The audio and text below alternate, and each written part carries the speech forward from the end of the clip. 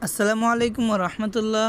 আমার হাতে একটি স্যামসাং গ্যালাক্সি J3 2017 মডেলের সেট রয়েছে। কাস্টমারের কথা মতো এই সেটটিকে চার্জার পিন চেঞ্জ করার জন্য এক টেকনিশিয়ানের কাছে নিয়ে গিয়েছিল। উনি চার্জার পিন চেঞ্জ করে দিয়েছে, কিন্তু চার্জ হচ্ছে না। সেজন্য উনি বলেছে চার্জার আইসি চেঞ্জ করা লাগবে।